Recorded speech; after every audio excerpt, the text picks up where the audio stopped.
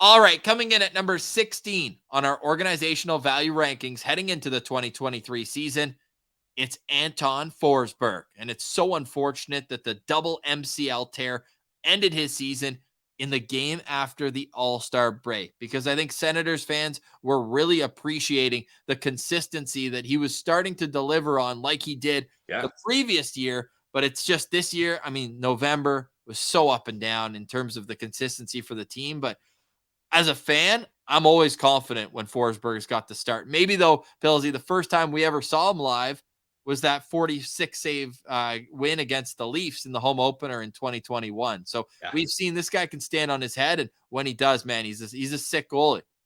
Yeah, I'm a big Anton Forsberg fan. I think he is the perfect 1B goalie, and the Senators hope that they found their 1A guy in Korpisalo, and those guys should have a good tandem together. They have a relationship from back in their days in the Columbus organization, playing for the AHL affiliate team, having success winning a Calder Cup. So I think this tandem can be really good. And yeah, like you mentioned, Ross, before he got hurt, before the All-Star game, he was on a 4-game win streak. Like that was huge. And I think we're looking at a scenario here. I was trying to think of the proper game divide I want between Korpisalo and Forsberg. Ross, tell me if you think this is right around accurate.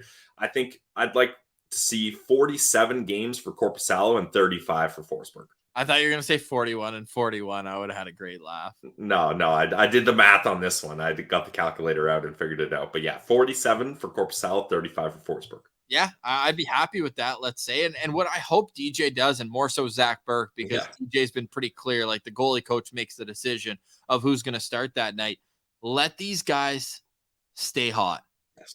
Right? Last year, I felt they did do that at the start, like when Talbot was playing, but it was also kind of predicated by injury. Exactly, yeah. Of the year, and then Forsberg was out for a little bit, and then obviously the season ender changed everything, and Cam Talbot just couldn't stay healthy. But with Anton Forsberg, man, like I'm excited to see how he comes back from this injury. Last year he played 28 games, went 11-11-2, 326 goals against, 902 save percentage, and 2 shutouts. He signed for 2 more years this year and 1 more at $2.75 million. And I'd be happy with that. You look at Forsberg's history, right? Like he's a guy who's been in that role where he's playing, 30, 35 games. And I don't really want to ask him to do too much more than that, especially coming off such a serious injury.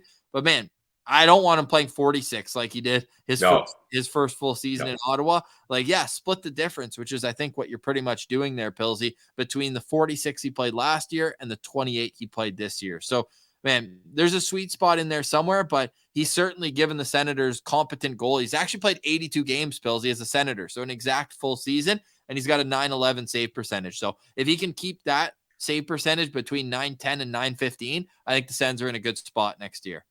What I'm interested to see with Forsberg going forward is you mentioned it with the home opener against the Leafs, 40 plus saves, and he had that stat. I'm forgetting it now, but didn't he have the most wins in the league when he has 40 plus saves or something? It was something along the lines of 40 plus saves. He ends up being really good.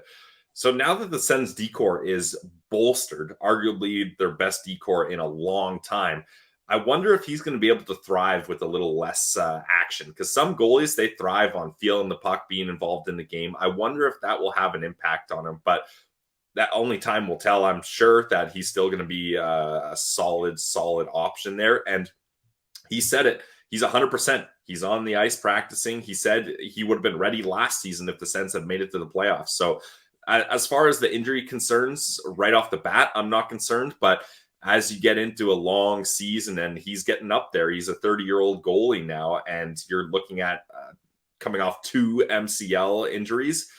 Hopefully the grind of the season doesn't get to him. So I'm kind of hoping, Ross, that Korpisalo will be playing games in long stretches and then sprinkle Forsberg in for a 1 or 2 game stretch in between. That's kind of my idea for how they're going to work this. Yeah, and I think that they'll figure it out internally and how much each guy should play and all that. I'm not worried about it. I'm just excited to see Anton Forsberg get back out on the ice, and super happy that he's had a full summer of training, that we're not going to worry about if and how his knees are feeling on opening night or whenever he gets his first start. Now, he had quite the rise up our rankings. The first year he was ranked was 2021. He was 37th. He went all the way up to 11th. And now a little bit of a market correction. He's down 5 spots, but still in a very respectable area at number 16 on our organizational value rankings. And before we wrap, I just want to ask one more question. Do you put him in net for the home opener? No. No, he's been in net for the last couple home openers. And Ross, I'll remind you, both those home openers were with big, well, like 1A starting goalie type goalies being brought in. Now, both those times they were injured in Matt Murray and Cam Talbot, but I don't think they'll do that. Obviously, bringing Korpisalo in for a big ticket, you want him in the home opener. But I'll tell you this: I wouldn't be upset if Forsberg started the home opener. Back to back, both at home. Like, he's going to play that weekend. Yeah, so get him in the home opener then. Yeah, and then have Korpisalo in against Tampa. All right, keep the streak going. Let us know in the comments who you want to start the home opener. There's a nice topic of discussion because they play Wednesday in Carolina and then off, back to back at home. So which one? Do you want him playing against the Philadelphia Flyers in a matinee, or do you want him playing against Tampa on Sunday?